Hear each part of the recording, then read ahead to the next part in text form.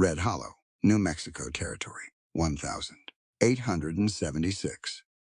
Trapped inside a dark cellar as armed deputies searched above, Clara pressed herself against the wounded cowboy's chest. Silas caught her trembling hand, his ruthless eyes suddenly burning with desire. "They'll kill us both," she breathed. He pulled her closer and whispered, "I want to taste your sweetness right now." But before their lips could meet, the trapdoor began to open. What happened next changed the entire frontier. Stay with us and subscribe to hear their story. Red dust slammed against the schoolhouse windows, a relentless, howling wall of grit. The year 1876 chewed people up in this rusting border town. It ground them down to absolute nothing. Mayor Vance Thorne liked it exactly that way. Desperate, uneducated people were easy to control. Clara Hayes ignored the rattling glass. She knelt beside a small, splintered desk in the dim room. 7 children sat around her. Their skin ranged from pale copper to deep brown.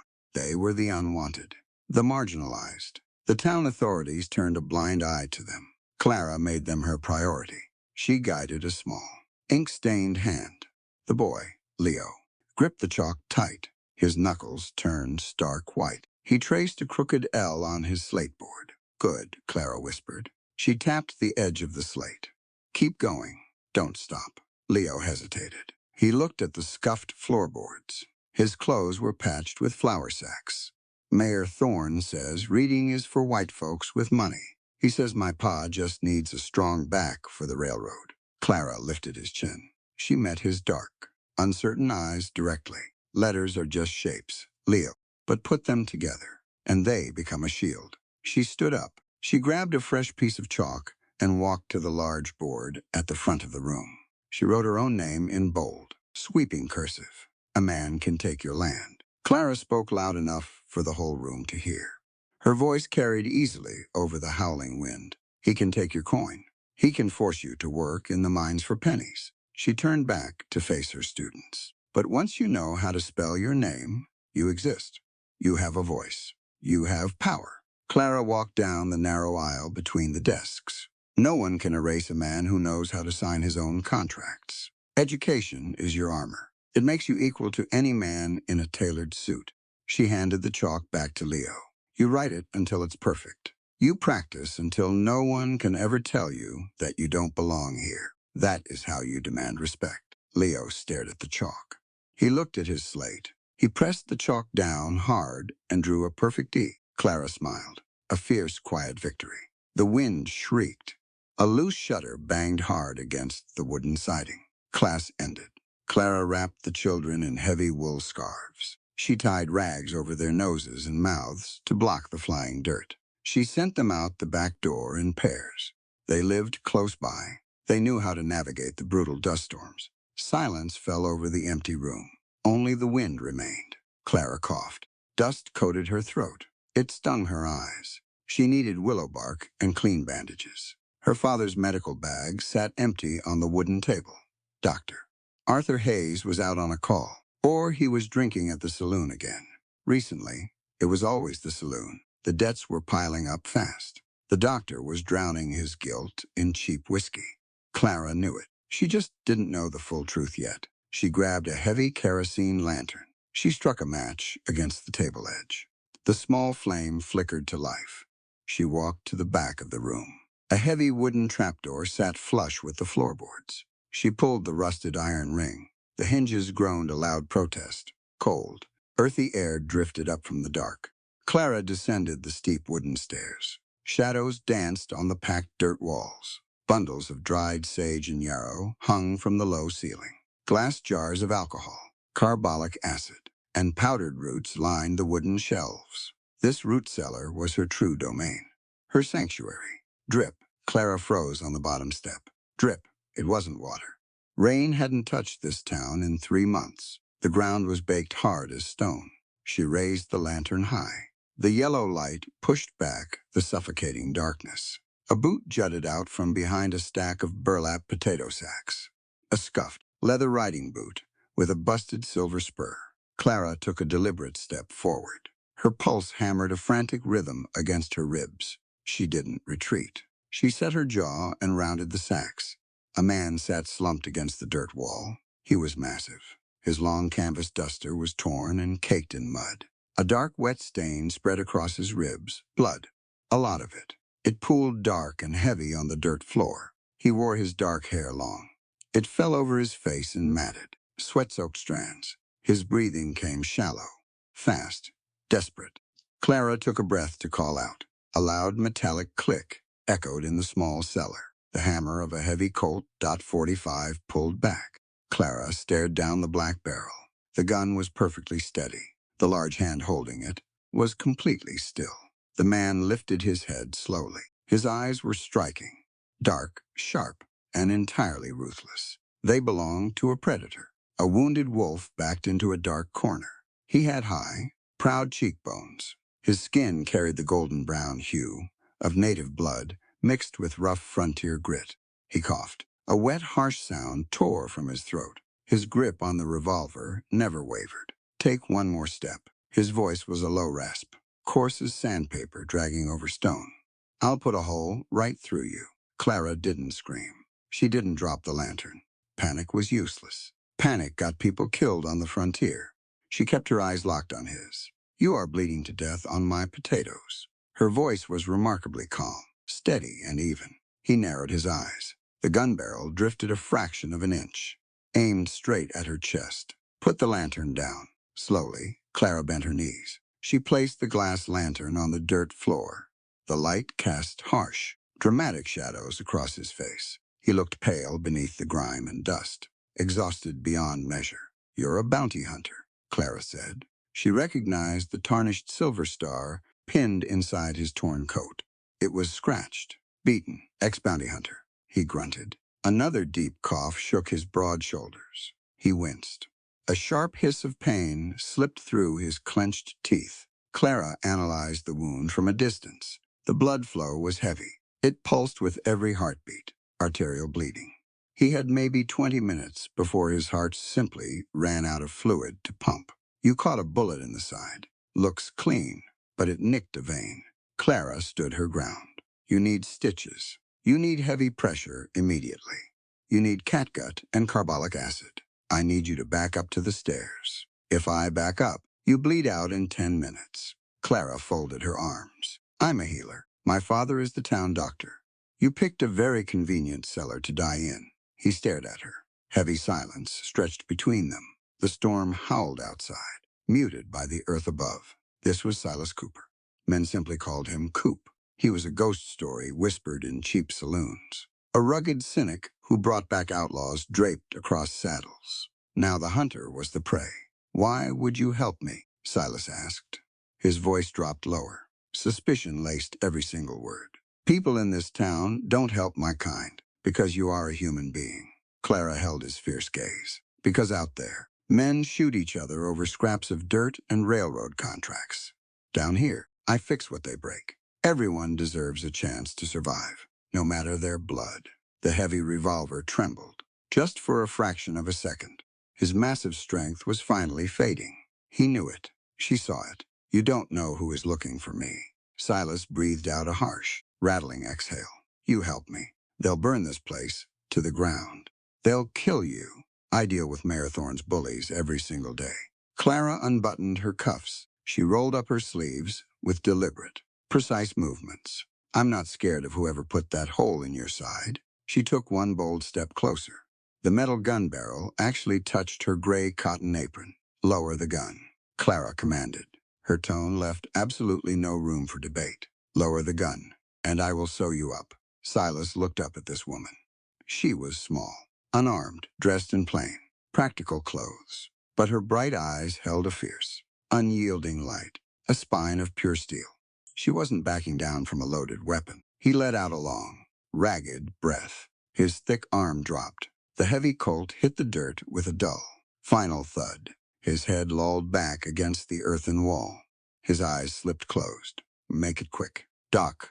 Clara dropped to her knees. She grabbed a clean linen flour sack from a shelf. She pressed it hard against his bleeding ribs.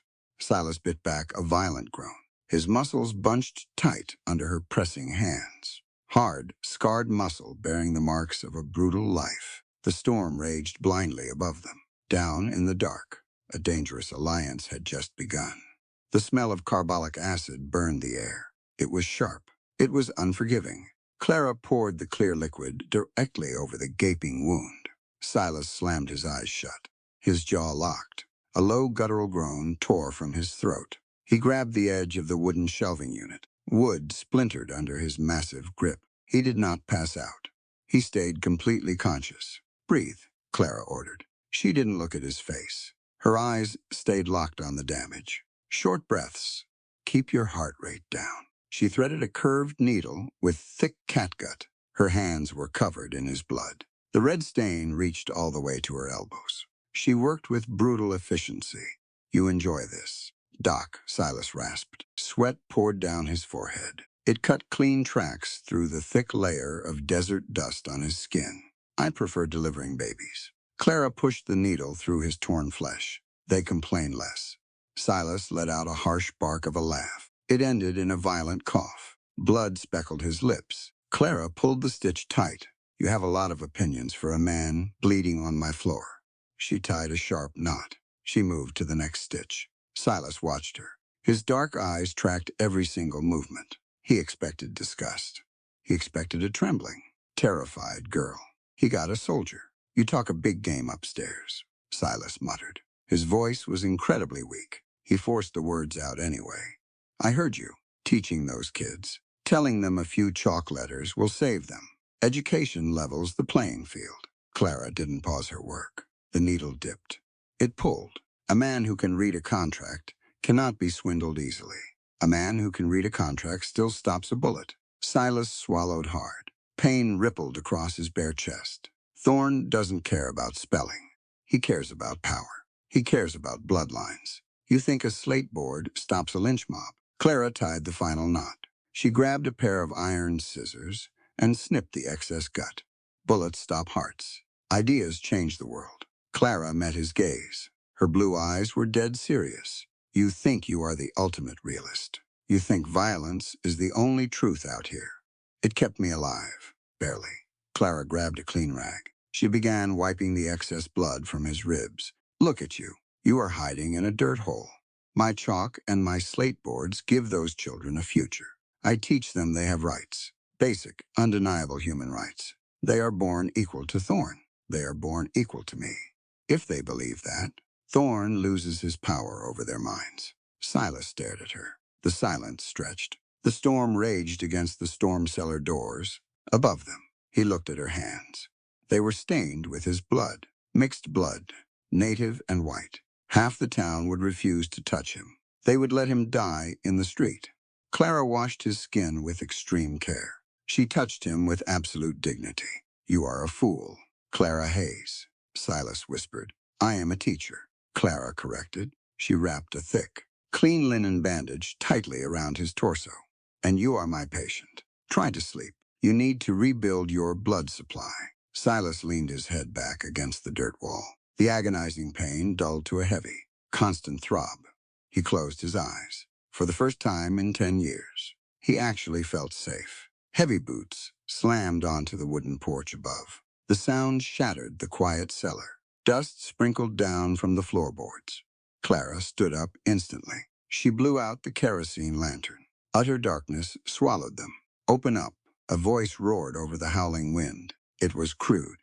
It was loud. Deputy Miller, Mayor Thorne's right-hand dog. Down in the blackness, Silas moved. Leather scraped against dirt. The metallic click of a gun hammer echoed softly. Clara reached out blindly. She found his warm, bare shoulder. She pressed her hand down hard. "No," she whispered directly into his ear. "Put it down. If they come down here, you are dead." Silas kept his voice to a barely audible rasp. "Aiding a fugitive gets you a rope. They won't come down here." Clara let go of him. "Stay perfectly still." She hurried up the steep wooden stairs. She pushed the heavy trapdoor open. She stepped into the classroom and quickly kicked a braided rug over the cellar hinges. Bang, bang, bang, the front door shook. Clara smoothed her apron. She wiped her blood-stained hands rapidly on a dark towel. She walked to the door and pulled the heavy iron bolt back. The wind threw the door open. Deputy Miller stood on the threshold. 3 armed men flanked him. Their faces were covered in dust bandanas. They looked like a firing squad. "School is dismissed." "Miller," Clara said loudly. She blocked the doorway with her body. "We aren't here for a spelling lesson." Miller shoved past her. He brought the storm inside. Dirt swirled across the wooden desks. The 3 men followed him. They kicked over chairs. They opened cabinets. "Mayor Thorne is missing a very important item." Miller paced the room. His hand rested heavily on his gun belt. "A half-breed bounty hunter stole it. We tracked his blood to the edge of your property." The trail vanished in the wind. "People bleed all over this town." Clara crossed her arms. "Take your men and leave. My father will be home soon." "Your father is at the saloon." Miller smiled. It was a vicious, ugly expression. "He is currently buying rounds on Thorne's dime. He is a very cooperative man." Clara kept her face perfectly neutral. She didn't flinch. "Search the back rooms." Miller ordered his men. They stomped through the small living quarters attached to the schoolhouse. Clara stood frozen over the braided rug. Beneath her boots, Silas was waiting in the dark. "Nothing," a deputy yelled from the back. Miller stepped close to Clara. He invaded her personal space. He smelled like cheap tobacco and stale sweat. "You see a man matching that description. You run to the mayor." Miller sneered. "People who hide criminals usually catch a stray bullet. I will keep that in mind." Clara held the door open. "Get out," Miller glared. He tipped his hat mockingly. He signaled his men. They marched out into the blowing dust. Clara slammed the door. She slid the iron bolt home. Her knees buckled instantly. She dropped to the floor. She gasped for air. Panic finally flooded her system. She crawled to the braided rug. She pulled it back and lifted the trapdoor. She climbed down the stairs. Her hands trembled violently. She struck a match. The lantern flared to life. Silas sat exactly where she left him. The heavy Colt revolver rested on his knee. He looked exhausted. "They are gone," Clara whispered. "For now," Silas coughed. He slowly uncocked the gun. "Your father works for Thorne." "My father is a doctor." Clara defended him immediately. Instinct took over. "He treats anyone who pays." Miller said he buys drinks on Thorne's dime. Silas stared at her. He didn't blink. "Thorne pays well for silence." "What are you talking about?" Silas reached into his duster pocket. He pulled out a small, black leather book. It was battered. The pages were dog-eared. "Thorne's private ledger." Silas tapped the leather cover. "I lifted it from his office safe 3 nights ago. It lists every single mining claim he stole. It lists every Mexican and native family he forced off the riverbed. It lists the bribes he pays to the county judge." Clara stared at the small book. Her mind raced. "Why steal it?" Clara asked. "You are a bounty hunter. You hunt men for cash. You don't fight political corruption. A Navajo family took me in 10 years ago." Silas looked down at the dirt floor. His voice grew incredibly quiet. "Thorne wanted their land for the new railroad spur. They refused to sell. 2 weeks later, their house burned down with them inside. The sheriff called it an accident." Silas looked back up. His eyes burned with cold, absolute rage. "I don't care about politics. I care about balancing the scales." Silas gripped the book tightly. "This ledger proves Thorne ordered the fire. It proves he paid the men who struck the matches. I am going to ride to the federal marshal in Austin. I am going to hang Vance Thorne legally." Clara slowly sat down on a wooden crate. The reality of her town crashed over her. The law was a lie. The mayor was a murderer. And her father. What did her father know?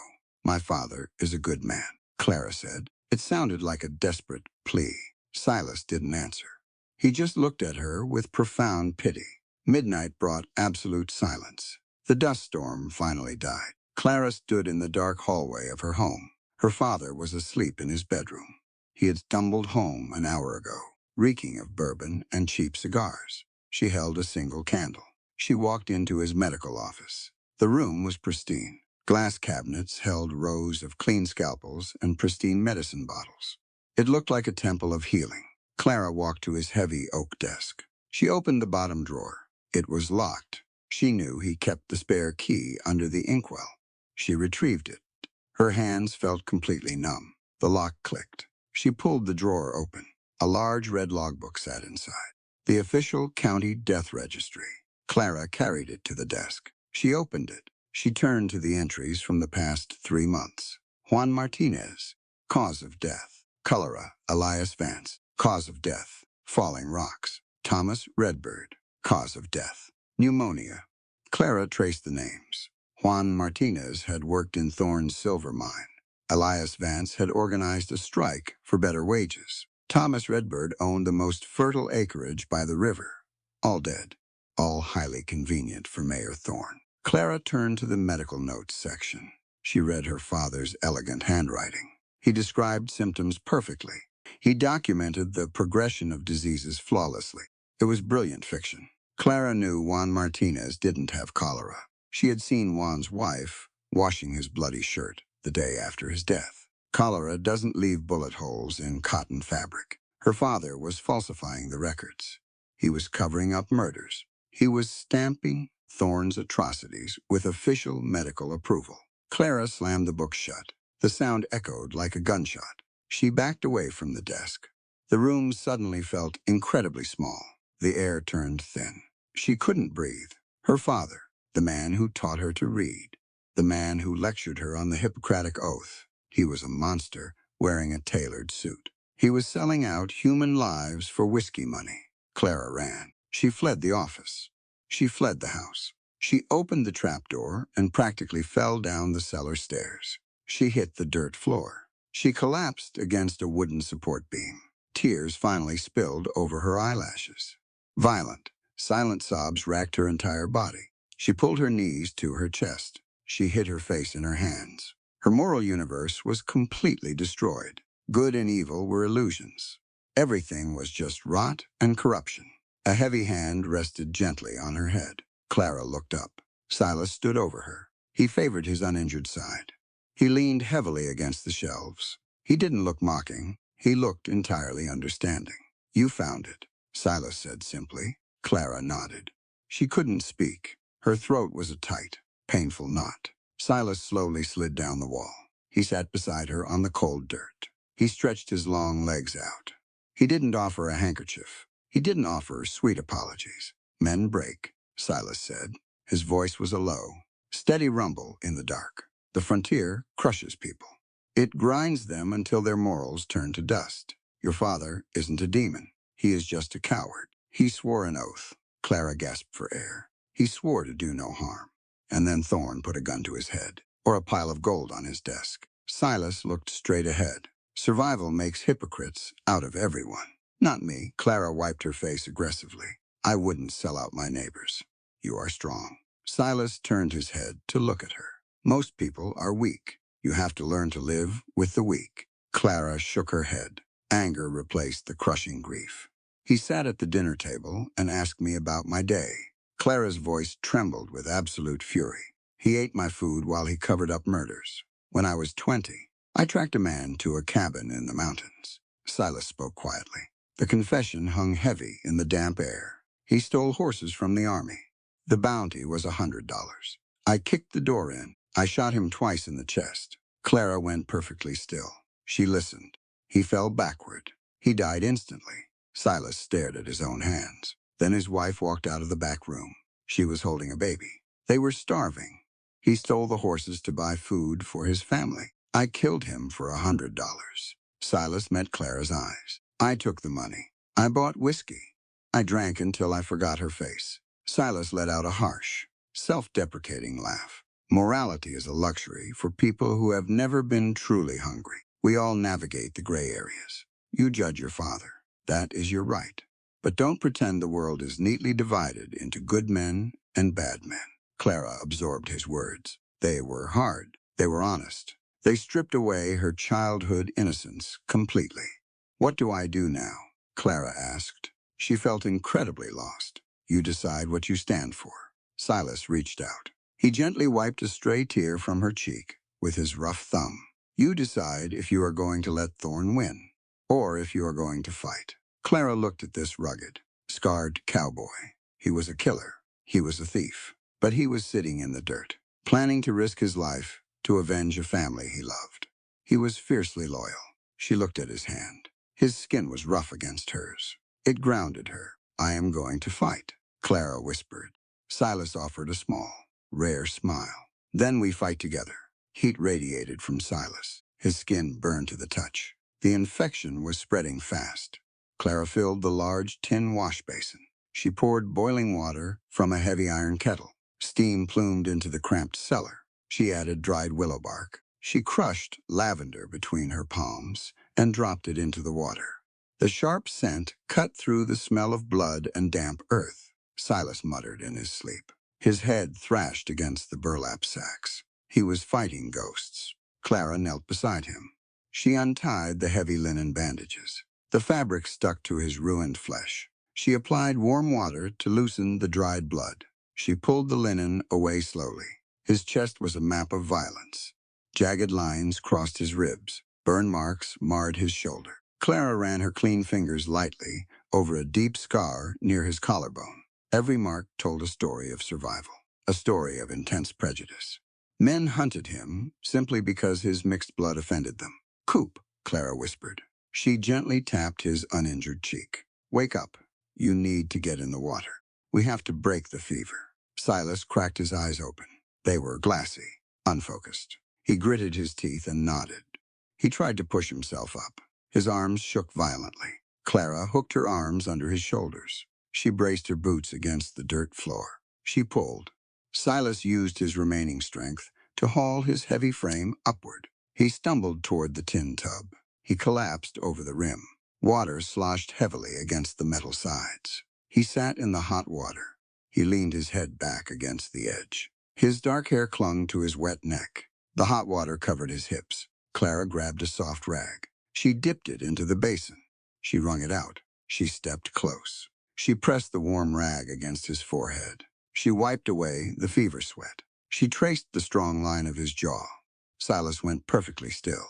The haze cleared from his dark eyes. The fever broke entirely.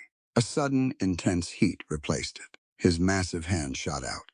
He gripped Clara's waist. She gasped. Her balance vanished. Silas pulled hard. Clara pitched forward. She tumbled straight over the high metal rim. She crashed directly into the water. A huge wave spilled over the sides. The cellar floor turned to mud. Clara landed hard against his solid chest. Her heavy cotton dress soaked through instantly. The fabric clung tight to her legs. It outlined her hips. It plastered to her skin. She sputtered. She pushed her wet hair out of her eyes. Silas refused to let go. His strong hands gripped her waist under the water. The cellar air was thick, heavy. The space between them disappeared completely. He brushed a dripping strand of hair from her cheek. His touch was rough and desperate. He looked at her mouth. He looked at her eyes. He saw a woman who stood her ground against loaded guns. A woman who looked at a scarred, mixed blood outcast and saw a whole human being. He saw absolute equality. "I want to taste your sweetness right now," the cowboy whispered. His mouth captured hers. It was an explosive collision. Clara didn't pull away. She grabbed his wet shoulders. She kissed him back with equal ferocity. Societal rules dissolved in the hot water. The strict boundaries between a respectable town teacher and a hunted fugitive shattered completely. They were just a man and a woman claiming each other in the dark. Morning brought brutal reality. Heavy footsteps thundered across the schoolhouse floorboards above them. A loud crash echoed through the wooden beams. Someone kicked over a heavy desk. Clara sat up in the cellar. Silas was already awake. He stood by the wooden shelf. He was checking the cylinder of his Colt revolver. His fever was entirely gone. His eyes were deadly calm. "They brought your father," Silas stated flatly. Clara hurried up the wooden stairs. She pushed the trapdoor open a tiny fraction of an inch. She peered through the crack. Mayor Vance Thorne stood in the center of her classroom. He wore a pristine gray suit. A gold pocket watch caught the morning light. Deputy Miller stood next to him. Miller held a thick hemp rope. The rope was tied tightly around Dr. Arthur Hayes's neck. Arthur looked pathetic. His face was badly bruised. His lip was split and bleeding freely onto his white collar. He trembled violently. "Clara," Arthur cried out. His voice cracked in sheer terror. Thorne snapped his fingers. Miller yanked the rope. Arthur choked. He stumbled forward and crashed to his knees. Clara threw the trapdoor open. She climbed out of the cellar. She stood tall in the wrecked classroom. She ignored her soaked, ruined dress. "Let him go." "Thorne," Clara demanded. "I will gladly release him." Thorne smiled. It was a cold, reptilian expression. "You just need to hand over my ledger. And you need to hand over the half-breed animal hiding under my town. I don't have your book." Thorne sighed heavily. He adjusted his expensive cuffs. "Your father told us everything. Clara, he told us about the basement. He told us you patch up strays. I am losing my patience." Thorne stepped closer to her father. He casually kicked Arthur in the ribs with his polished boot. Arthur crumpled with a pathetic wheeze. "Bring me the ledger." Thorne's voice dropped all pretense of civility. "Bring me the cowboy. You have exactly 5 minutes. After that, Deputy Miller is going to toss this rope over the main rafter. Your father hangs. Then we burn this entire schoolhouse to the dirt." Thorne turned on his heel. He walked out the front door. Miller dragged Arthur outside onto the porch. Clara stared at the open doorway. Her breath caught in her throat. She looked at the fresh blood on her floorboards. Her father sold his soul to this corrupt man. Now Thorne was cashing it in. She climbed back down into the cellar. Silas was strapping on his heavy leather gun belt. He checked the brass buckle. He slid 2 extra cartridges into his front pocket. He picked up his canvas duster. He threw it over his broad shoulders. It hid the fresh white bandages completely. He looked like a violent storm walking on 2 legs. "You don't have to surrender," Clara said. Her voice shook. "We can find a way out through the old mining tunnel in the back. I am done hiding." Silas checked his revolver one last time. "Running tells them they own the board. It tells them they own you. He has 5 armed men out there. He has my father. Your father made his own bed." Silas stepped close to her. He framed her face with his large, calloused hands. "I will not let them hang him. But I am not handing over that ledger. That book frees 100 local families from Thorne's grip. It is bigger than one man." "I know." Clara placed her hands over his. "We saved the town. We saved the town." Silas pulled his gun. He headed straight for the stairs. The lethal protector was back. He was going to war. Clara stopped Silas at the top of the stairs. 2 guns against 6 is suicide. Clara pulled him back into the shadows of the classroom. "Thorne expects a dramatic shootout. We give him a riot instead." Silas lowered his Colt. He listened closely. "Leo's father runs the morning shift at the silver mine," Clara explained rapidly. She grabbed a dark wool shawl and wrapped it around her shoulders. 30 men walk past the back alley in exactly 10 minutes. Thorne stole their ancestral land. He starves their families. If they know we have concrete proof to hang the mayor, they will tear him apart with their bare hands. You want to arm a civilian mob. I want to ignite a revolution." Clara grabbed a small hunting rifle from the corner cabinet. She checked the chamber. "People only stay victims when they believe they are totally alone. If we stand together." Thorne is just one man in an expensive suit. Silas stared at her. Absolute respect burned bright in his dark eyes. He nodded once. Clara slipped out the back window. Silas covered the front door from the deep shadows. She ran through the narrow alleyways. The morning sun beat down hard on the dry earth. Dust swirled around her boots. She reached the crossroads near the main mine entrance. Leo's father, Mateo, was walking with a dozen men. They carried heavy pickaxes and iron shovels. Their faces were covered in soot and sheer exhaustion. Clara stepped out to block their path. "Miss Hayes." Mateo looked highly surprised. He tipped his dirty cap. "You should not be out here. Mayor Thorne's men are looking for blood today. They are looking for me." "Mateo."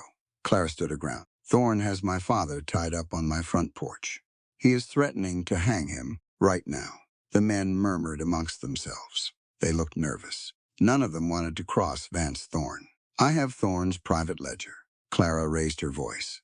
She made sure every single man heard her clearly. "I have a book that proves he ordered the fire on the Navajo settlement. It proves he falsified deeds to steal your farms. It proves he bribes the judges to keep your wages in the dirt." The men went dead silent. The air grew incredibly tense. "You built this town. Clara told them. She pointed directly at the deep mine shaft behind them. Your sweat is in this soil. Your blood is on those silver rocks. Thorn treats you like animals because he thinks you are uneducated. He thinks you will never fight back. Mateo gripped his heavy pickaxe. He looked down at his own calloused hands. My son Leo came home yesterday, Mateo said softly. He wrote his name on our kitchen table with a piece of charcoal. He told me he was entirely equal to any man in a tailored suit. He is right, Clara said. You possess basic human dignity. You own your lives. Thorn is a thief. We have the proof to put a federal noose around his neck. But I need your help to keep him from burning it. Mateo looked at the men around him. They shared a long, silent look. Years of daily abuse. Years of deep hunger. Years of burying good friends in unmarked graves. The fear vanished. Absolute, unyielding anger replaced it. Thorn owns the law in this town, Mateo growled. He lifted his pickaxe and rested it heavily on his broad shoulder. But he does not own us. Show us the book. Miss Hayes, the book stays safe. Clara tightened her grip on her rifle. Follow me. Clara led the charge. 30 men marched directly behind her. They picked up more miners along the way. Wives stepped out of their wooden shacks. They grabbed pitchforks and heavy iron skillets. They joined the growing crowd. The town finally woke up. The marginalized and the broken stepped out of the shadows. They marched straight down the dusty main street. A tidal wave of righteous fury heading directly for the schoolhouse. The powder keg was finally lit. Mayor Vance Thorn stood on the wooden porch of the schoolhouse. He gripped the rough hemp rope tightly. He checked his gold pocket watch. Time was up. He looked at Deputy Miller and nodded. Miller yanked the rope. Dr. Arthur Hayes choked violently. His face turned an ugly shade of purple. He clawed helplessly at the rough fibers biting into his neck. A low rumble started at the far end of Main Street. It sounded exactly like a derailed train grinding over gravel. Thorn looked up. He squinted into the harsh morning sun. The polished silver badge on Miller's chest caught the light. Clara marched directly down the center of the dirt road. She carried a hunting rifle across her chest. Mateo walked right beside her. He rested a heavy iron pickaxe on his massive shoulder. 50 angry men and women followed them. Their heavy work boots kicked up a massive cloud of red dust. They were entirely silent. Their collective fury carried a massive physical weight. Thorn dropped the rope. Arthur collapsed onto the wooden planks. He gasped greedily for air. What is this? Thorn shouted. He took a quick step backward. Panic finally cracked his composed facade. Disperse immediately. You are breaking the law. You are the law, Mateo yelled back. He didn't slow his pace. And we are firing you today. Miller drew his pistol. The 4 deputies behind him raised their Winchester rifles. They aimed straight into the advancing crowd. Stop right there, Miller roared. I will shoot the first man who takes another step. The crowd halted. The tension stretched thin. The heavy front door of the schoolhouse kicked open. Silas stepped out onto the porch. He moved with terrifying speed. He didn't shout. He didn't issue warnings. He leveled his Colt revolver and fired twice. The gunshots were deafening. Thick white smoke billowed into the air. Miller screamed. His pistol flew out of his hand. A bullet shattered his wrist entirely. The second shot caught a deputy in the shoulder. The man spun hard and crashed through the wooden porch railing. Total chaos erupted. The remaining deputies opened fire. Bullets chewed into the dirt street. Wood splintered everywhere. Get down, Clara screamed. She dropped to one knee. She raised her rifle. She took a breath and squeezed the trigger. The stock kicked hard against her shoulder.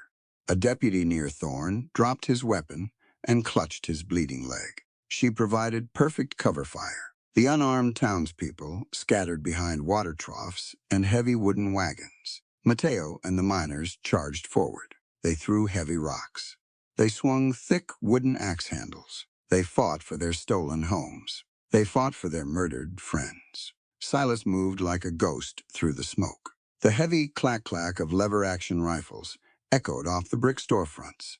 He fired with absolute precision. He disarmed men. He incapacitated them. He didn't shoot to kill unless completely necessary. He was a professional in a town of corrupt amateurs. Thorne scrambled backward. He crawled over the porch floorboards. He abandoned his men entirely. He reached his hand inside his tailored gray coat. He pulled out a small, silver derringer. Silas tracked a deputy running toward the side alley. His back was completely exposed to the mayor. Thorne raised his small gun. He aimed directly at the center of Silas's back. A coward's execution. "Coop!" Clara screamed. She tried to rack the bolt of her rifle. It jammed.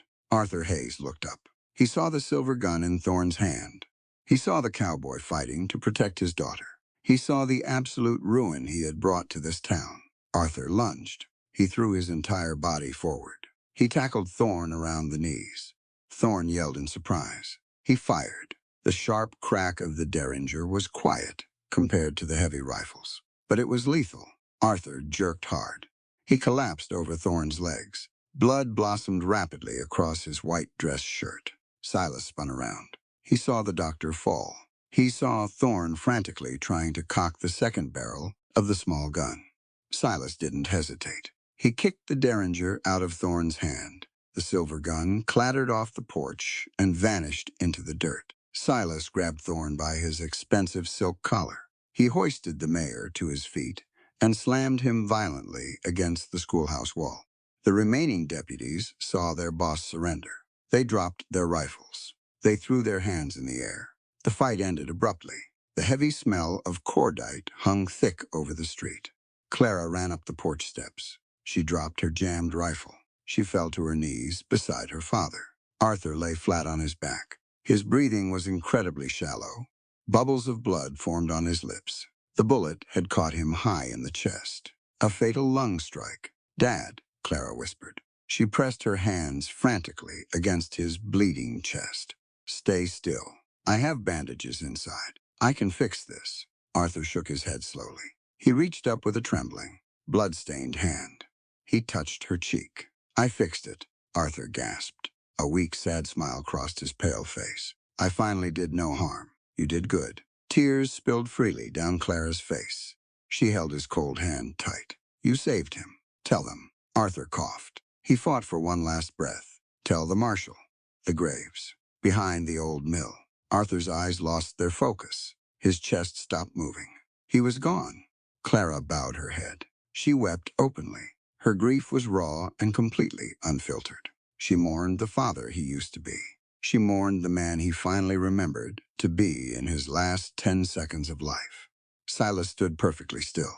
He kept his iron grip on Thorne's neck. He looked down at the dead doctor. He looked at Clara. He understood sacrifice intimately. Mateo walked up the wooden stairs. He carried a heavy coil of rope. He glared at the mayor. The mob gathered behind him. They wanted instant revenge. They wanted a public hanging right there on the schoolhouse porch. "Give him to us," Mateo demanded. His voice was hard as iron. Silas looked at the angry crowd. He looked at the rope. He could hand Thorne over easily. The man deserved to swing. Clara stood up. She wiped her face. Her hands were covered in her father's blood.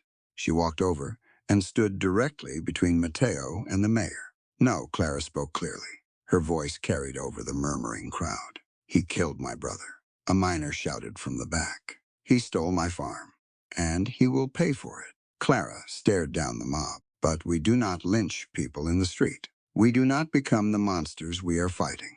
The law works for him," Mateo argued. "The judges are bought." Silas reached inside his duster. He pulled out the black leather ledger. He tossed it to Mateo. Mateo caught it clumsily against his chest. "The local judges are bought," Silas corrected. "Federal marshals are not. That book has names. It has dates. It lists every single bribe. It proves murder." Clara looked at Mateo. "If we hang him today, we are just another violent mob. Thorne wins. His narrative wins. We hand that book to the Capitol.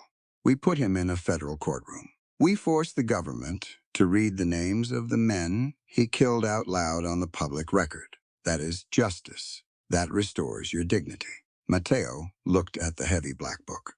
He traced the leather cover with his dirty thumb. He looked at Clara. He looked at the dead doctor on the floorboards. Mateo lowered the rope. He nodded once. "Tie him up," Mateo ordered his men. "We lock him in the bank vault until the marshals arrived from Austin. The miners grabbed Thorne. They dragged him off the porch. The corrupt mayor looked absolutely terrified. The power of his money was completely broken by the truth written in a stolen book. Silas stepped close to Clara. He looked down at her. Her hands trembled. Her shoulders shook. She held her ground against a mob, but she was breaking inside. Silas wrapped his large arms around her. He pulled her flush against his chest. He buried his face in her hair. He offered no hollow apologies. He just held her tight. He grounded her in the present moment. Clara buried her face against his canvas duster and finally let go. 3 days passed. The air finally smelled clean. The townsfolk buried Dr. Arthur Hayes on a small hill overlooking the valley. Clara stood by the fresh dirt grave. She wore a simple black dress. Silas stood right beside her. He held his black Stetson hat in his hands. The wind whipped his dark hair around his face. The funeral was brief. The town was busy rebuilding. Clara placed a single white desert rose on the turned soil. She forgave him. She understood the crushing weight of fear. She understood his final act of bravery. He paid his ultimate debt to the town. They walked back down the hill together. Silence stretched comfortably between them. Federal marshals had arrived the previous afternoon. They rode in with heavy wagons and 50 armed deputies. They took one look at the black ledger. They immediately arrested Vance Thorne. They arrested Deputy Miller. They rounded up every corrupt official on the payroll. The town square was chaotic. Marshals barked orders. Townspeople lined up outside the temporary legal tent. Mateo was inside, translating the Spanish land deeds for the federal judge. Stolen property was returning to its rightful owners. Justice was slow, but it was finally moving forward. Clara and Silas walked toward the schoolhouse. The front porch was heavily splintered from the gunfire. Bullet holes riddled the white siding. It looked like a war zone. They are calling you a hero in the saloon. Clara unlocked the heavy front door. People have short memories. Silas stepped inside the quiet classroom. He looked at the shattered desks. A month ago, they wanted to stretch my neck over a tree branch. They know you saved them. Clara began picking up broken chalk from the floorboards. Mateo told the marshals exactly what happened. He told them you handed over the ledger freely. He told them you refused to let the mob hang Thorne. Silas leaned against the doorframe. He watched her work. She was exhausted. Dark circles bruised the skin under her blue eyes, but she kept moving. She always kept moving forward. The head marshal talked to me this morning. Silas crossed his arms. He wired Austin. They dropped the bounty entirely. My record is clear. I am a legally free man. Clara stopped sweeping. She stood up straight. She looked at him. That is wonderful news. Coop, she forced a smile. It didn't reach her eyes. It means I can ride anywhere. Silas pushed off the doorframe. He walked slowly toward her. His boots thudded heavily on the wooden planks. I can go to California. I can head up to Montana. Clara gripped the wooden broom handle. Her knuckles turned white. He was a wanderer, a bounty hunter, a man who lived in the saddle. She knew he wouldn't stay in a dusty border town. You should go. Clara looked down at the broken chalk. You have your freedom back. You should use it. Silas reached out. He placed his large hand over hers. He stopped her nervous sweeping. I spent 10 years tracking violent men across empty deserts. Silas stepped deep into her personal space. He forced her to look up. I slept in the dirt. I drank bad water. I shot men for bounty money. I thought that was all I deserved. He gently took the broom from her rigid grip.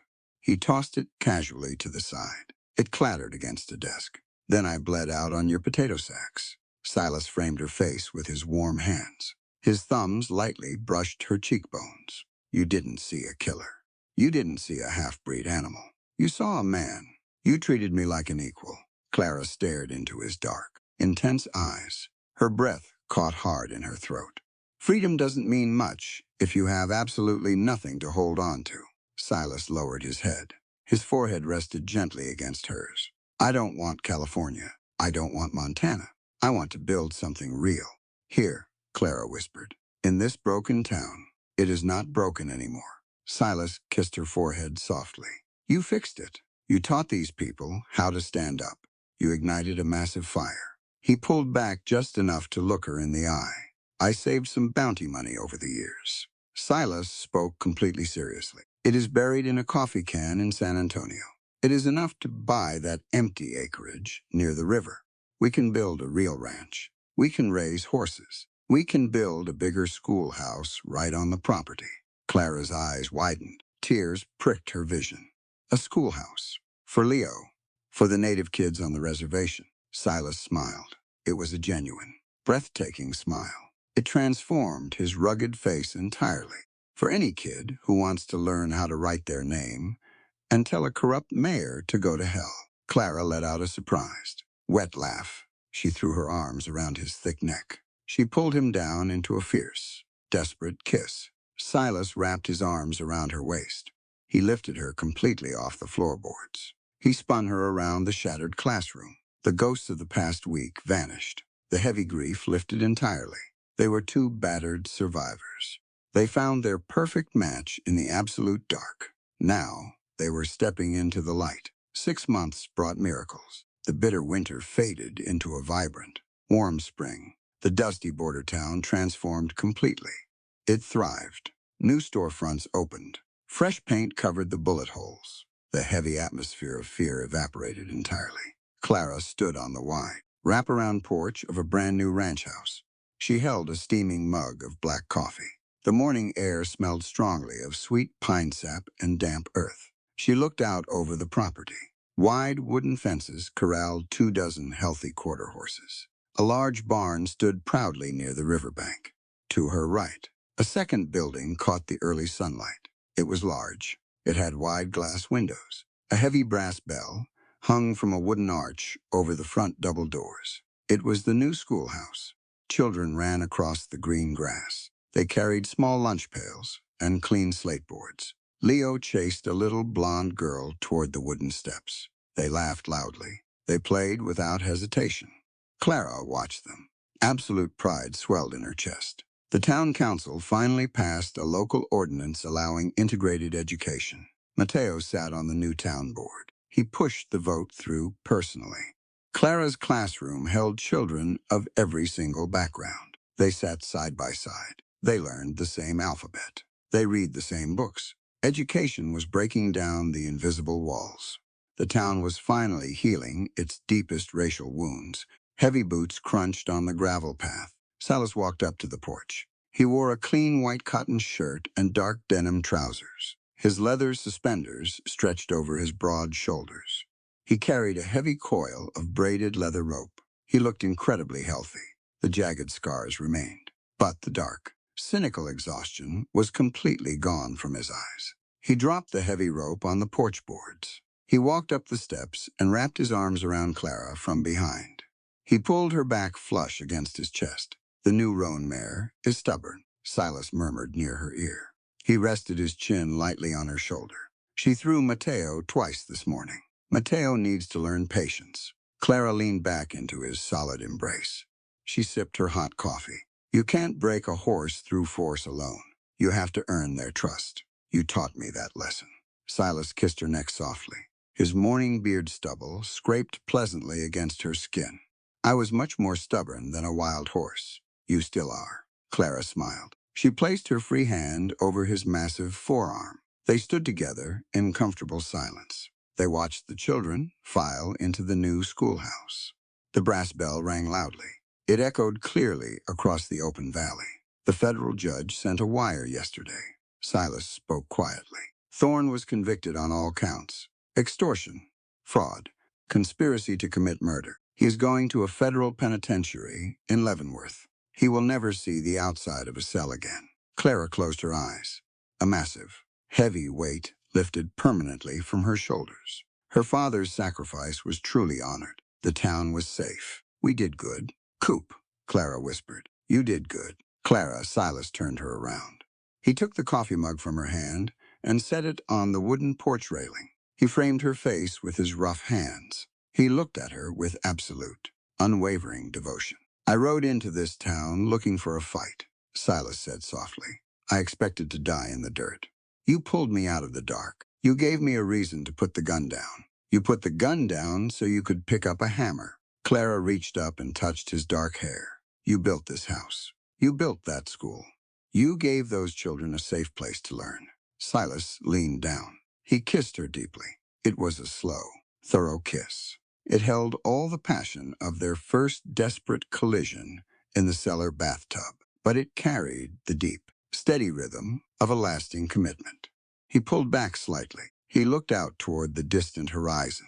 The sun began its slow descent. The late afternoon sky painted the clouds in violent, beautiful shades of bruised purple and blood orange. A small herd of wild mustangs ran freely along the distant ridgeline.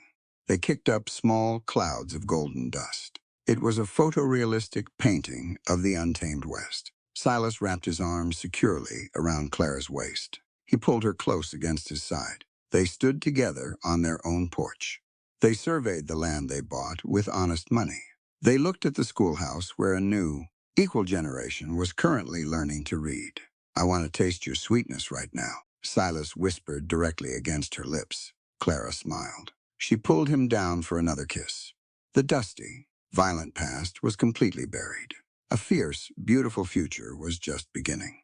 As we come to the end of this remarkable journey, it becomes clear that this story was never just about danger, romance, or survival on the American frontier. It was about the quiet strength hidden inside ordinary people. In a land where justice was often decided by the strongest gun and the richest man, the greatest victories belonged to those who refused to surrender their humanity. Clara's journey reminds us that courage is not the absence of fear. She was frightened countless times, betrayed by people she should have been able to trust, and forced to make impossible choices simply to stay alive. Yet every time life knocked her down, she found the strength to stand again. Her resilience did not come from physical power.